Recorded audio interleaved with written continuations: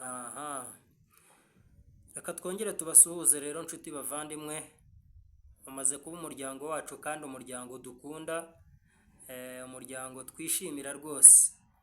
Mwebwe mudukurikira muraba umumaro, muraba igiciro kuri twebwe, ndabizi mudukurikira muri mu byerekezo bitandukanye. Turasuhuza abantu bari muri Uganda bumva ikinyarwanda badukurikira. Reka dusuhuza abantu bari muri Congo, abaturanyi bacu rwose badukurikira, Imana ibaha umugisha.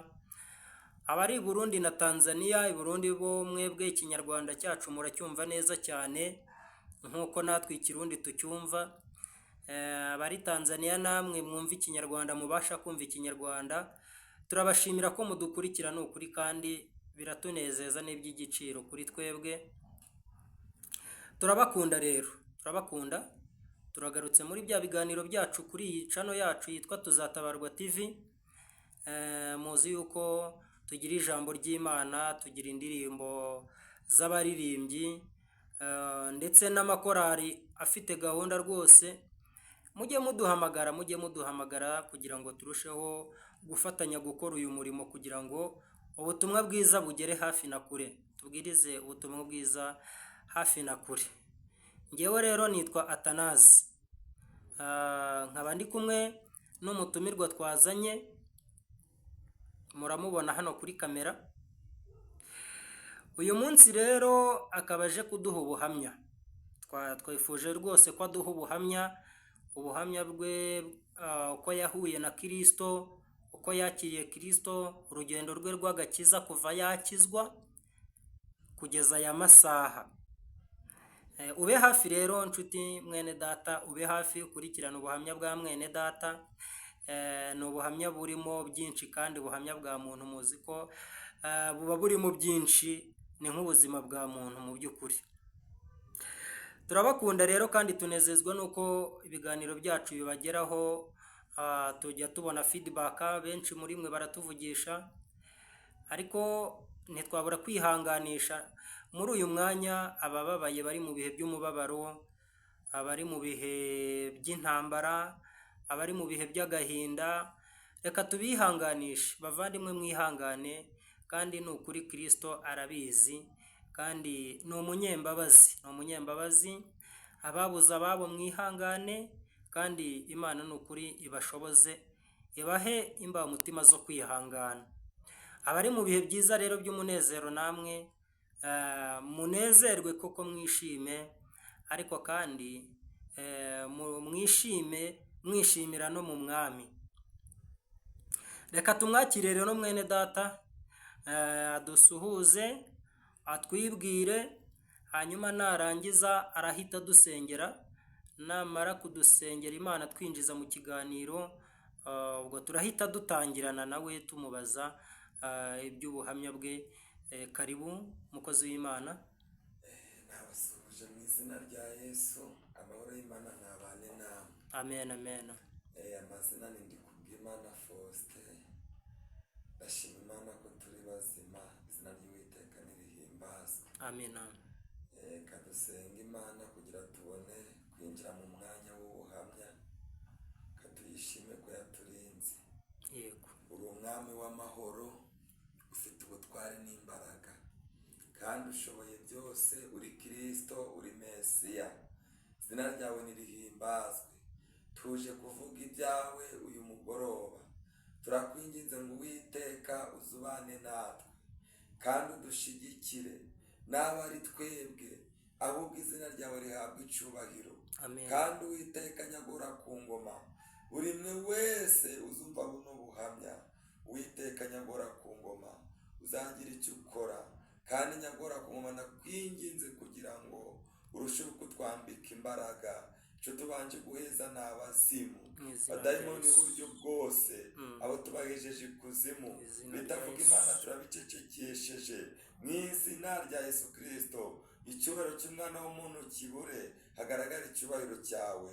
Niko dusenze twizeye mu izina rya Yesu Kristo umwami wacu. Amen. Faustin, urakaza neza rero muvandimwe, Imana iguha umugisha. Nk'uko twabivuze rero, twifuje yuko uyu munsi ugeza ku iteraniro ridukurikiye. Ubu turi mu iteraniro ry'abantu benshi bari mu byerekezo bitandukanye by'isi, haba muri Afurika ndetse no ku yindi migabane, mumbabarire, no mu yindi migabane. Uyu munsi rero ugiye kutugezaho ubuhamya bwawe. Uratangira utubwira uko wahuye na Kristo, byagenze gute mu by'ukuri, ujya gukizwa byatangiye gute, uhura na Kristo, wakira Kristo byatangiye bite mu buzima bwawe? Uratangira utubwira. Karibu. Imana ishimwe cyane, murakoze kunyakira. Uwiteka Imana ahabwa icyubahiro. Amen, amen. Urugendo rwanjye ni rurerure, ko nahuye na Kristo, ko nahuye n'Imana, ubundi mu gukizwa kwanjye biratangaje. Ukuntu nakijijwe n'ukuntu Imana yankoresheje ni ibintu bitangaje, mbese ku buryo niyo abantu babyumvise cyangwa abantu banzi bo birabatangaza ko mbese wa mwana yahamagawe gute, mbese ibintu bimukoreramo ni ibihe. Nakijijwe mfite imyaka 8, nyirizwa muri Kongo hano hitwa Ikibumba. Ubwo nyine twari twarahunze, njye nari ndi umwana, ntabwo nzi igihe intambara yabereye, uretse ko twagiye nyine bamungishije, twarahunze. Njye icyo gihe nari ndi umwana, ntabwo nari nzi ibyabaye, nagiye kumenya ubwenge nsanga ndi muri Kongo. Yego. Ubona usanga uri muri Kongo. Ubwo jenoside yabaye mu Rwanda ntabwo uyizi? Ntabwo nizi. Okay. Hanyuma rero ubuzima bwo muri Kongo, aho ngaho mu nkambi mwari muri, niho wakirijwe?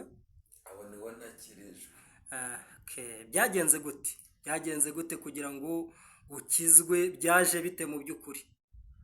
Ni ukuvuga ngo ukuntu nakijijwe, ukuntu byagenze, ni ukuvuga ngo mama wanjye yasengeraga mu itorero ryitwa Somagaki. Ariko papa wanjye yari umugatolika, ariko ntabwo yakundaga kuja gusengera aho hantu mu bagatolika, ntabwo yashakayo. Ariko noneho nagiraga ishaka ryo kumva munzi Imana, nkumva munzi ibintu by'Imana. Ariko noneho mama wanjye ntabwo twakundaga kujana gusenga, twajanaga gakeya. Umunsi umwe noneho numva hari itorero ryasengeraga aho ngaho hafi y'iwacu. Iryo torero baryitaga ngo ni Ababatisita. Yego. Numva bararirimba, icyo gihe ntabwo nzabyibagirwa. Nagiye kumva numva bari kuvuza ingoma, batangiye gutera amakorasi, bari kuririmba. Umunsi umwe ndavugana, ariko reka nanjye ngere hariya hantu ngende nje kwifatanya nabo dusenge. Nari maze guhisha igikoma cya sosoma mu rugo, bari bagiye gufata ibyo kurya, kuko hari abantu bari bashinzwe kwita ku mpunzi, niba ari muri Caritas, niba ari muri CHK, mbese ni muri ubwo buryo. Ntabwo ndi kwibuka abo bantu bari bashinzwe kudufasha. Yego. Ubwo nari maze gushyira igikoma ahantu mu magemeri, mu mabakure twahitaga amagemeri. Igikoma nakibitse neza. Ubwo numva Ababatisita bari kuririmba, nanjye ndavuga nti reka ngende nyine njye kwifatanya nabo dusenge. Nikimara kugeraho mpagaze, bari bagize ibihe byiza, fatwa n'umwuka wera, nangira guhanura. Umwuka wera wagezeyo barimo baririmba, mu by'ukuri igicaniro cyaka. Ugezeyo hashize nk'iminota ingahe kugira ngo wumve impinduka muri wowe? Ese ni indirimbo baririmbaga, yari korali iri kuririmba, yari itsinda ry'abantu? Byagenze gute kugira ngo wumve? Hashize nibura nk'igihe kingana iki uhageze uri kumva izo ndirimbo kugira ngo wumve impinduka muri wowe? Nahamaze nk'iminota 30 ndi kumva indirimbo. Noneho hari umukobwa wari ufite ubumuga bw'akaguru, yagendaga ari gucumbagira.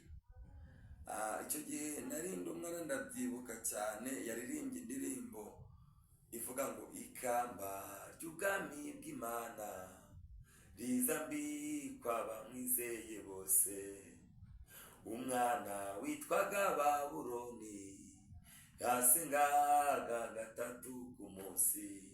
Iyo ndirimbo inshyira mu mavuta kubera yuko uwo mukobwa niwe wari uri kuyantona. Ubwo noneho umva, ngiye kubona mbona imbere yanjye mbona haje kamera, mbese mbona haje taburo, mbona noneho ururimi, zino ndimi abantu bavuga bari mu mwuka, mbona ururimi, nkabona n'ubusobanuro bwarwo ikinyarwanda. ubona byanditse ku kibaho? nkabona byanditse kuri taburo gutyo. nagiye mbona urumuri ruraje, mbona haje taburo ku kibaho gutyo, nuko nabibonye. ubwo nangira kuvuga indimi, nuzura umwuka wera, nangira kuvuga indimi. Imana iratangira mwati babwire gucya na gucya, ndi kuja ndasoma ndatenda ko nimwumva uko Uwiteka Imana avuganye namwe. Abantu baratangara barumirwa ati ni ukubera iki uyu nguyu ari guhanura kandi atari yabatizwa kandi akaba ari umwana. ujya kumva wumva imbaraga zikujeho, wumva noneho ugiye kubona ubona ikibaho imbere yawe, ubona hariho inyandiko cyane, ukumva ijwi ririmo riragusobanurira. wasoma inyandiko z'ururimi rutazwi ugahita wumva n'ubusobanuro. Okay, ni igitangaza cyane, ni igitangaza. Ndumva ari nk'ibyo kwa Koroneliyo neza, kwa Petero na Koroneliyo. Ubwo aho niho wahise utangirira ubuhanuzi. nahise mfatira. Izo mbaraga zikomeza kubana nawe? Zikomeza kubana nanjye, nkorera Imana. Ariko abantu bakagira ikibazo cy'uko nari nabatiza. Ni ukubera iki batahise bakubatiza? Nari mfite imyaka mike, icyo gihe nari mfite imyaka 8. Okay, kandi babatiza mu mazi magari? Babatizaga muri Yorodani? Muri Yorodani. Okay, birumvikana aho ngaho. Niyo mpamvu batakubatije. Ubwo buzima bubamo, utangira kujya ugendana nabo mu murimo w'Imana, mukajya mu ivugabutumwa impande zose. Ukagenda, imbaraga zikomeza kubana nawe, ukajya uhanura n'ubundi. Byarakomeje? Byarakomeje, ndahanura, abantu bakavuga ngo nimuze murebe umwana w'umuhanuzi, bakirirwa bari kumbungana mu matoro y'abapanekote. Nakundaga kuba ndi mu bapanekote, ubundi nkongera ngasubira mu babatisita. Umurimo w'Imana ukomeza gutyo, ngatangira nkaza ndabona amayerekwa y'iwacu mu rugo, nkahanurira mukuru wanjye wari witwa Harera. Nkaja ndamubwira ukuntu azagera mu Rwanda agacuruza akaba umukire nubwo bitamuhiriye. Ariko ibyo nari namuhanuriye byari byasohoreye mu Rwanda. Ibyo wamuhanuriye icyo gihe byose yageze mu Rwanda birasohora? Birasohora. Hari umucuruzi aracuruje, hari imodoka arazitunze, hari amamoto. Ibyo Imana yancishijemo byose byarasohoye. None se Faustin, aho ngaho ukimara kuzura umwuka wera, wageze mu rugo bigenda bite? Ugeze mu rugo uwo mwuka wera birumvikana yakomeje kubana nawe. Hari impinduka ababyeyi bawe ndetse n'umuryango wawe baba barabonye kuva icyo gihe? Ni ukuvuga ngo mukuru wanjye we yarabyemeraga, kubera ko yabonaga ko twe twararanaga mu buriri, narandi kuzura umwuka wera ndi mu mbaraga zidasanzwe. Ariko papa yarangiza akavuga ngo ni bya bisazi by'abarokore, akavuga ngo narasaze, akavuga ngo nataye umutwe. Ariko nawe nyuma yaho yaje kubyemera biha agaciro. Nyuma yaho yaje gukizwa? Oya, ntabwo yakijijwe, ariko yarabyemeraga, ariko akaba atari yakizwa, ariko akemera ko imbaraga z'Imana zinkoreramo. Yego. Biratangaje cyane. Hanyuma ukomeza ivugabutumwa. Nyuma yaho ubwo niho wahise uhabwa n'ijambo ry'Imana? Natangiye nkazaja ndabwiriza rwose, ako nkabwiriza ijambo ry'Imana mbese Imana igira ngo vuga guca na guca, ntabwo nasomaga Bibiliya, ahubwo nagira ndi kubwira abantu gukora kw'Imana, imbaraga z'Imana. Ariko tukimara kuva muri Kongo nkagera mu Rwanda, Bibiliya ngenda yisoma kandi ntabwo nize, nagarukiye mu wa mbere pirimeri. None se biratangaje ko mbona usoma Bibiliya neza, iyo usoma ijambo ry'Imana kurisoma neza kurusha na benshi bafite amashuri ahanitse yo ku rwego rwo hejuru. Byaje bite niba utarize ukaba waragarukiye mu wa mbere ko nzi ko batiga ibihekane, niba mbyibuka neza, byaje bite kugira ngo ushobore gusoma ugere ku rwego rwo gusoma Bibiliya gutya, byaje bite? Buriya rero gukora kw'Imana gutandukanye n'uko abantu, imbaraga z'Imana ziratangaje cyane. Ni ukuvuga ngo njyewe nagarukiye mu wa mbere pirimeri, ariko najyaga ndumva ijwi riri kumbwira ngo iki ni igihekane, iki ni iki, iki ni igihekane, iki ni iki. Mbese natangiye kumenya ibintu ibihekane njyewe ndi mu wa mbere. Ibihekane ukumva biraza? Nkumva biraje nkasoma, kuko ni ukuvuga ngo ntabwo nagize amahirwe yo kugera mu wa kabiri ngo wa kabiri wenda mbe nawurangiza, ariko ni ukuvuga ngo tukimara kugera mu Rwanda nahise nkomeza njya mu ishuri. Nagiye mu ishuri nangirira ahantu hitwa muri Mubona, mu mashuri hano hitwa mu Mugara. Noneho ubwo ngubwo kuko hari kure mba mvuyeyo njya kuri Bwuzure, mu rugo baravuga ngo niyige hafi abashyirabona ukuntu ataha bita Muvunyi. Ubwo ni ukuvuga ngo nkomeza uwa mbere hariya kuri Bwuzure, twimutse mu wa kabiri mwarimu aravuga ngo ntihagira umuntu wandika ririya jambo rivuga ngo Karinda akunda kureba indege. Ninjye muntu wagiye kubyandika, mwarimu aratangara arumirwa cyane, biramucanga nawe biramuyobera. Bari babibigishije icyo gihekane bari bamaze kukibigisha? Nibo bari batangiye kukitwigisha, ko n'ubu twari tukigera mu wa kabiri. Warakomeje se? Oya, ntabwo nakomeje amashuri. Kuri Bwuzure baje kudutuma igihumbi cy'inyubako, ngeze mu rugo mbisobanuriye papa.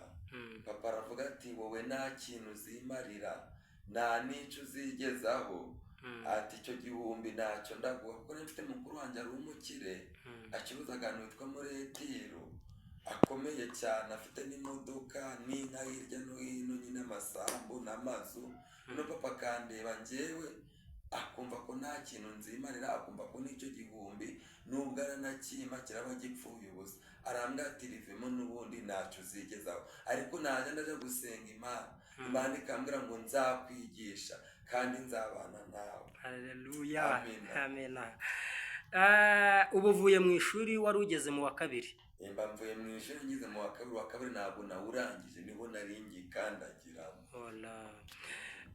Aho ngaho nta kintu umuntu aba yari yamenya mu by'ukuri, nta bihekane, nta ki.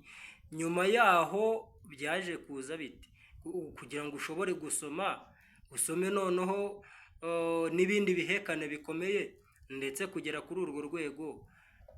Ni ijwi ryakubwiraga ngo dore igihekane?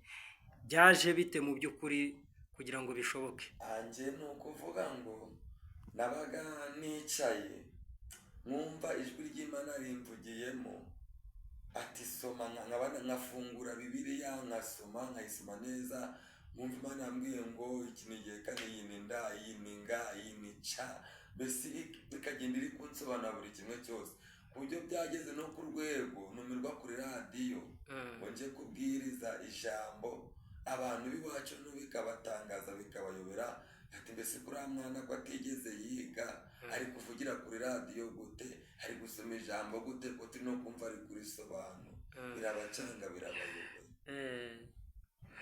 Imirimo y'Imana iratangaje, imirimo y'Imana iratangaje ni ukuri. Radiyo wagiye kubwirizaho ni iyi? Ni radiyo Elise Musanze, iri hano ngaho iwacu, aha mu Ruhengeri, mu karere ka Musanze. Yego. Ah, ah, ah. Ubuhamya bwawe buratangaje Faustin. Hanyuma umaze kugera mu Rwanda, wahise ujya muri he torero?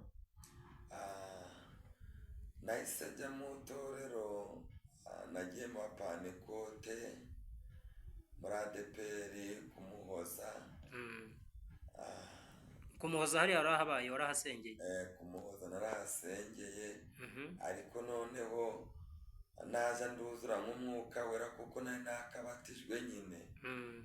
Abantu b'iwacu bakampinga, Mm. bakavuga yuko ari ibintu ndi kwikora, natanga nk'amahirwe nabwira umuntu ngo nabonye iki, nihagira umuntu bihereza agaciro bakavuga ngo mbese umuntu utari wabatizwa Imana yamukoresha gute. Kugeza naho byageze naho tuje mu masengesho ya korari yari yabaye, nuzuye umwuka wera baransohora ati wapi uyu ni umwuka mu bishwagari, ati wapi nta kuntu wowe turakuzi nawe wari wabatizwa. Aravuga bati nturabatizwa, ntukwiye no kuvuga ku rw'Isiyoni. Baragusohora. Baransohora ndataha. Nyuma yaho waje kuva aho ngaho ujya hehe? Naje kuva aho ngaho nkomereza mu itiro rya Presbyterienne, ahantu hitwa muri Eperi, nkora umurimo w'Imana, nkajya ndahanura abo bakabyemera kuko ni natwe twanashinze icyumba cy'amasengesho n'abandi bantu cyo kuwa kane kugeza na n'izi saha kiracyakomeye. Kirakomeje basenga kuwa kane. Kandi utarabatizwa? Kandi nari nabatizwa, nashaka kubatizwa Imana ikambwira ngo igihe ntabwo ari iki ngiki. Ni ukuvuga ngo mbese twabigiranye na rya jambo riri mu Byakozwe n'Intumwa ibice 10 umurongo wa 34 ngo Petero aterura amagambo ageze kwa Koroneliyo, aravuga ngo ni ukuri menye neza yuko Imana itarobanura ku butoni, ahubwo mu mahanga yose umuntu yubaha agakora ibyo gukiranuka Imana iramwemera. Iyo bavuze mu mahanga abantu bumva ko ari mu madini, kandi burya mu mahanga n'abapagani barimo hose.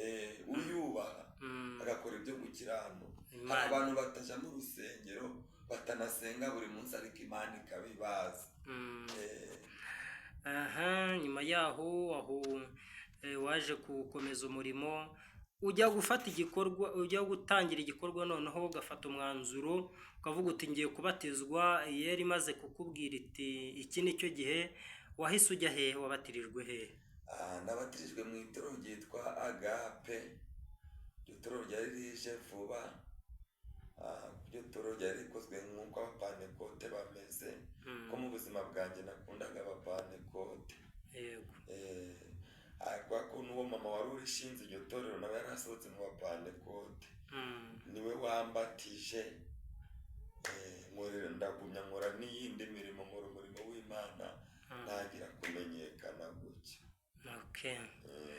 Hari abantu benshi bari bazi Faustin mbabarire, ariko batari bazi ubuhamya bwe, batari bazi Faustin yakirijwe hehe. Bamubonaga agenda abwiriza ubutumwa bwiza, ariko batazi ngo Faustin yabatirijwe hehe. Ariko ndatekereza yuko musobanukiwe. Faustin, uyu munsi wa none nubwo nubwo twebwe ntabwo dushingira ku matorero n'amadini, kuko ntabwo ari cyo gikuru. Igikuru ni ukuba uwa Kristo Yesu, ni ukuba umuntu ari umukristo. Ariko uyu munsi wa none abantu bazi Faustin, uyu munsi Faustin ni umuntu uri kubarizwa muri he torero? Ubu ngubu ndi kubarizwa mu itorero ryitwa Anglikani. Muri Anglikani niho urimo ubarizwa, nubwo umurimo ukora ariko uwukorera hagari, hafi na kure, ariko urabarizwa aho ngaho. Iyo niyo aderese yawe.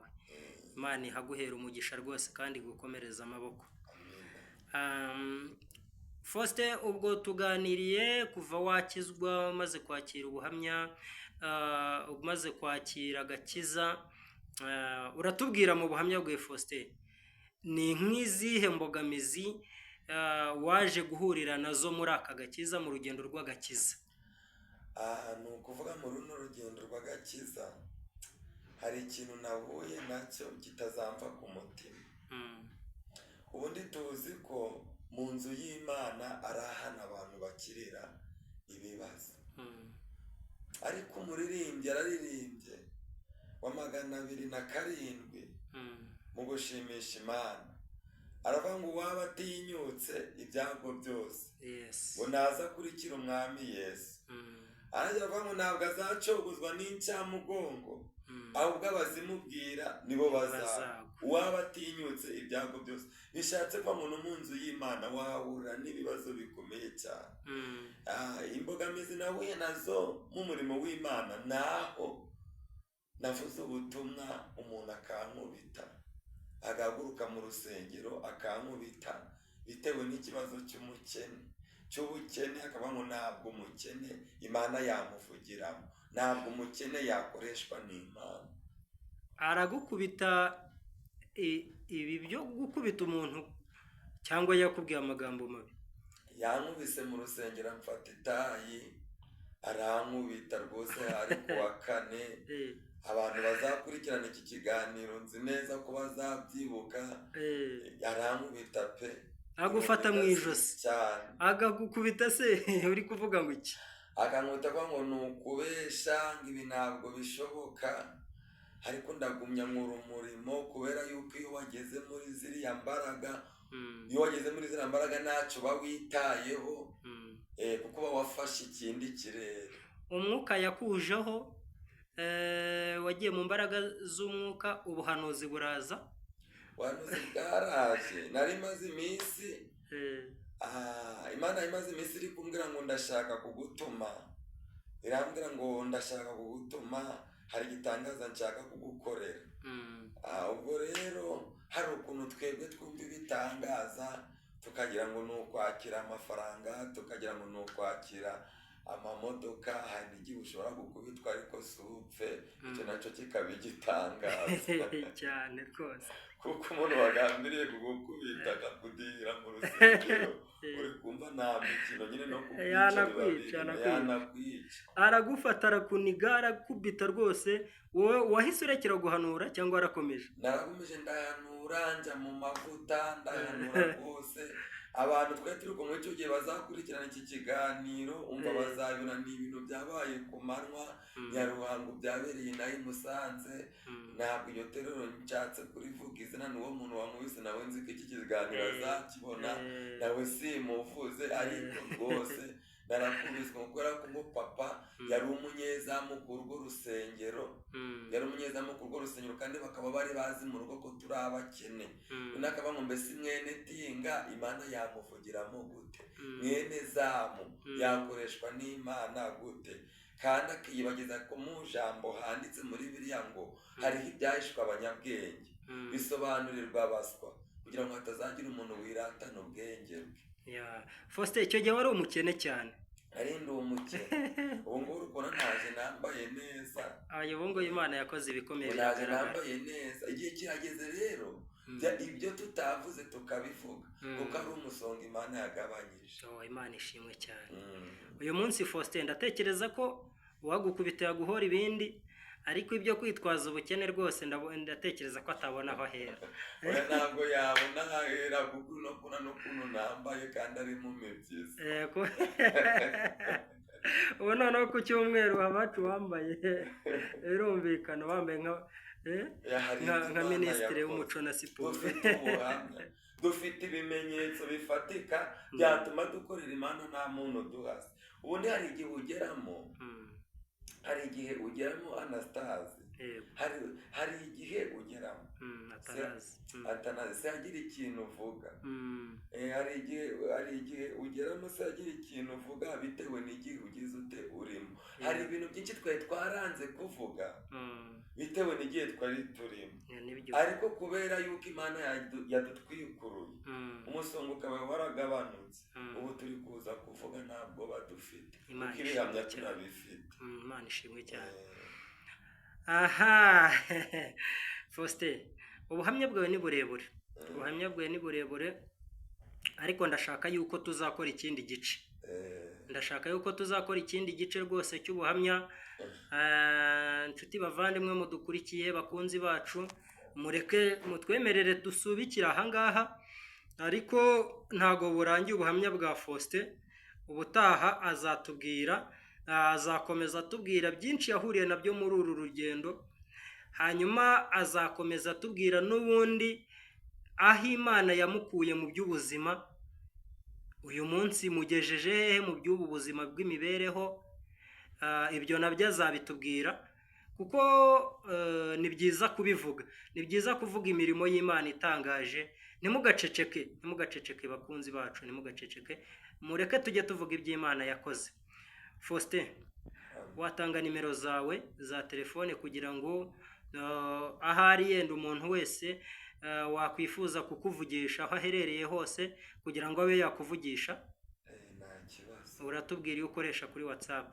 Nimero yanjye ni 078 0 260 794 078 0 260 Urakoze cyane. Iyo niyo nimero ya Faustin rero. Uramutse ushatse kumuvugisha rwose iyo nimero wayihamagara, umuntu yayihamagara kubona ni nayo iri kuri WhatsApp. Yes, Imana ibaha umugisha rero bavandimwe.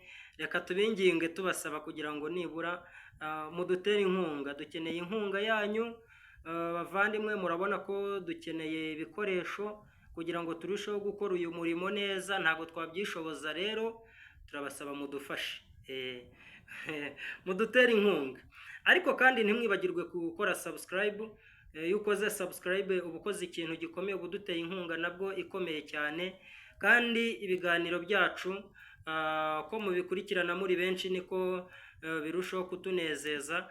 Mudufashe kugira ngo bigere ku bantu benshi, mujye mukora share, mutuvugishe muri comment. Murakoze cyane rero, Imana ibaha umugisha.